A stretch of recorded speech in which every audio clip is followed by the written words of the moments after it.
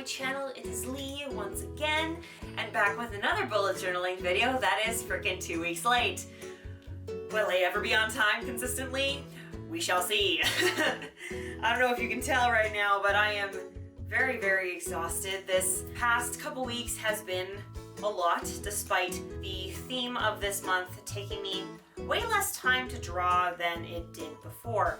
But, I mean, I was hoping that it wouldn't take me nearly as long and I'd be able to get this up on time, but shit kind of hit the fan in my life, so, along with having to do more hours at work. So, I apologize for this being so late, but I hope you guys enjoy it regardless, and maybe you can use some of these layouts as inspo for December's setup, since I'm sure your guys' Novembers are already completely ready to go. So I hope you guys enjoy, and let's just get right into it.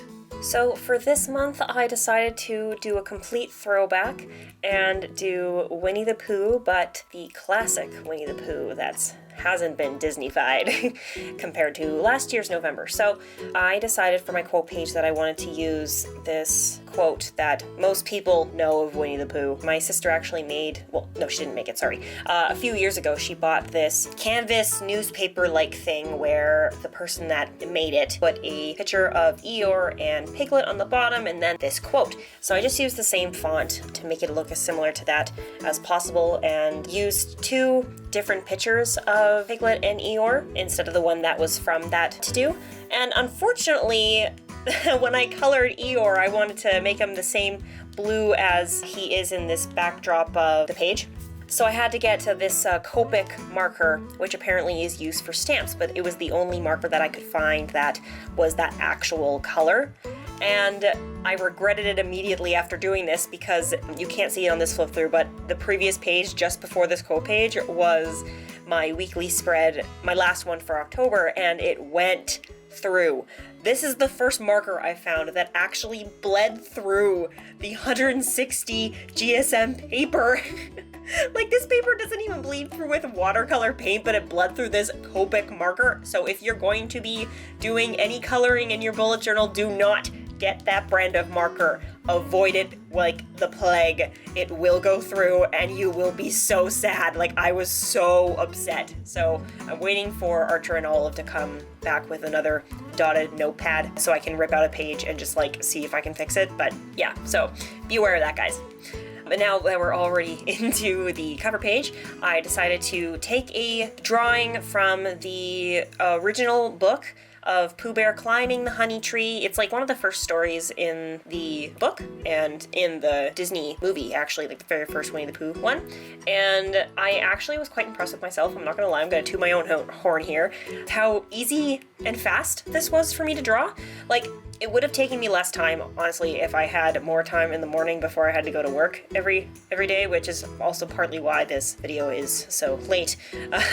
Most of the time I couldn't even spend that long filming in the morning because the shifts in November started to be at 9:30 a.m. instead of 10:30 a.m., which literally gave me no time to do any filming because when I would go to work, the sun was still so low because it's winter now here in Canada, right? So it just wasn't enough time to do it this faster. So I did my best, but you know what? That's okay. We still got it finished, even though it's a whole month late, but it's okay. It's still up. So to add a little bit more to make it more cover page I added November and did a similar font to Times New Roman type of font. I didn't actually like look up the font. I just kind of just did it freehand and worked my way with that. And I really wanted to try doing the same kind of like watercolory effect that the illustration in the book had. So after outlining it with all this black marker, I just used Tombows to kind of have that watercolory effect because I really didn't want to have to use watercolor paint again because I knew that was just going to take me way longer to do. And yeah, that's basically it. And also I wrote the little he climbed and can't really read it right now because it's still in pencil, but that part was also in the book, but you guys will see that picture. Actually, no, I'll just put it here right now. So yeah, that's basically what I did, and it was a lot of fun and very, very relaxing to draw this. I think maybe eventually, again, when I'm not having such a chaotic month, I will do Winnie the Pooh a third time, maybe. We shall see, because I've been drawing Winnie the Pooh, the classic version. It's just so relaxing and didn't make me want to like rip out my book and just like rage quit, you know? Because sometimes that happens when I try drawing things that are out of my comfort zone. But yeah, very happy with how this turned out. Deep in the 100-acre wood, where Christopher Robin plays, you'll find the enchanted neighborhood of Christopher's childhood days. A donkey named Eeyore is his friend, and Kanga and Little Roo. There's Rabbit and Piglet, and there's Owl, but most of all Winnie the Pooh. And Winnie the Pooh, Winnie the Pooh, tubby little buddy all stuffed with fluff. He's Winnie the Pooh, Winnie the Pooh, willy-nilly silly old bear. Right, so moving on to my schedule page. So this was very, very fast to do because the main reason why I decided to pick this theme again was not just because it was faster for me to draw him now, but because I had all of this supplies in my best friend's baby decor drawer of classic Winnie the Pooh stuff. Like, as you can see, I have this scrapbook paper, and in a sec you'll see all these cardboard cutout, well, not cardboard, just these little die cuts of Winnie the Pooh and his friends getting into mischief and whatnot. So I could just use those. And they were flat things, so it was easy to glue it into my book.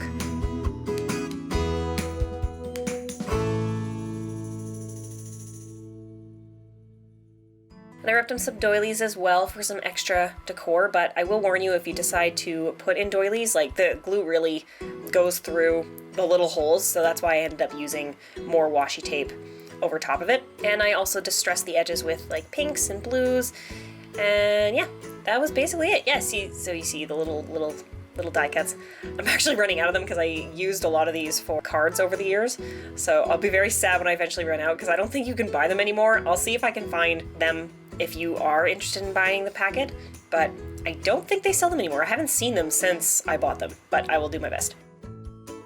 Oh, and I also did just the simple calendar of 6x6 squares, so if you'd like to recreate this for yourself, it's very easy to do 6x6 here. I feel like if you go smaller squares than that size, it just is too small to write what you need, so I feel like this is as small as most people should probably go.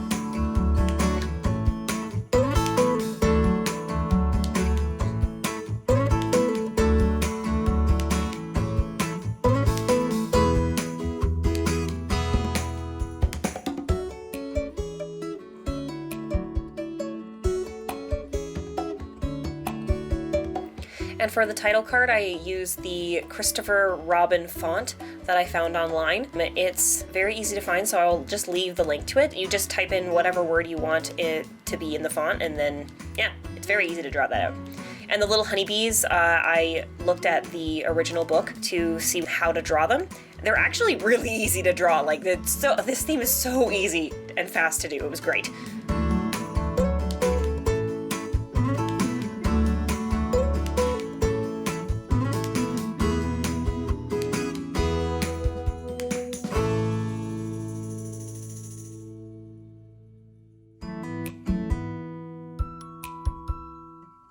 Alright, so now we're on to our to-do list pages. So again, I used the Christopher Robin font for the headers and kept it very simple, just added some more of the washi tape that you previously have seen. Try to keep it the same color palette and everything. I had a lot of new washi tape from my last visit to the scrapbook store and got a lot of pastel-y fall looking things, even though, like I said earlier, it is definitely not fall here anymore. But I still like to pretend. To me, winter doesn't really completely start until like December, because, you know, Christmas and all that. So yes. I just added some more of the classic doodly looking illustrations of the balloons and add some more stars and little stickers that I had of classic Pooh Bear. I still have a lot more left, but eh. Alright, so Boo Tracker. and habit tracker. So I started with the habit tracker first. This month I knew that I was going to be getting way more hours at my job because my manager got transferred to a completely different location. So I was taking over as manager, quote unquote manager. She was still a manager at our store, but she just wasn't there in person. So I had to take over her hours. And so my hours went from 33 hours a week to 40, and that doesn't sound like that big of a jump, but holy crap was it a big jump. So I knew there was no way I was gonna have time to do acting stuff or learn some Japanese. So I thought maybe I'd have time to work out, but as I've learned now recording this at the very end of November, I had absolutely no time. This month completely went past me. Like, it was kind of sad, if I'm being completely honest. I really tried, and I thought going with a setup that doesn't require like barely any drawing would be fast to get up, and then I'd be able to stay on top of things and maybe be able to get out videos, but alas, that did not happen. With shit hitting the fan this month, I'll go in a little bit more detail here, since I literally couldn't even finish filling out my mood tracker and a bit of my habits in the last week of November. Like, shit really hit the fan for me in November. It was bad. So I won't go into personal detail, just, yeah, some issues happen with, people in my life, and, it just caused some extra stress, and then adding on to the extra work hours and lack of sleep and feeling completely run down. And then by the end of this month, I actually ended up getting COVID. At first, I felt really run down, and I thought I was just being burnt out because of how many hours I had to work and just being exhausted from that. But it turns out that my body was starting to fight something, and it didn't show any actual symptoms of a cold until the 25th of November, and I had to call in sick that morning, and I've been stuck in the house since. So that kind of was just the kicker of this stressful time. So yeah, it really did suck, but I'm getting better now. I'm still not out of isolation as of recording this, but I hopefully will be out soon. It's past the 10-day mark of when my symptoms started, so now we're just waiting for me to be symptom-free to be able to leave the house. So I hope you're all staying safe out there, because everything's just kind of getting worse where I am. And I think it's mostly just because it's now Christmas time and people are trying to see their families and shop around, and it's at the point where government said it's illegal to have social gatherings past the people you live with, so it's kind of reached its head. So yeah, just stay in there and do your best to stay positive, because Lord knows I'm trying. I've just been resting and trying to get these videos out, because what else can I do? I literally can't leave the house. So yeah. But weekly spread, yes. This one was quite fast for me to do. Just stuck with the same washi tapes that I was using before and the same stickers, and I saw a lot of gingham. Am I saying that right? Gingham? I think you know what I'm trying to say, paper in my collection of scraps, and I thought it looked really cute with the having a picnic cut out of Pooh Bear, so I kept with that, even though I definitely won't be having any picnics. But I thought it looked super cute, and just kept the squares quite small, because with how this first week went, I really like when my weekly spreads start on a Monday, but because the November started on the 1st, I added the extra day and really kind of squished it in there. So the first week of the month really was just working at my job, so I didn't have to put too big of boxes for each day, just because I couldn't fit in that much to do those days anyway.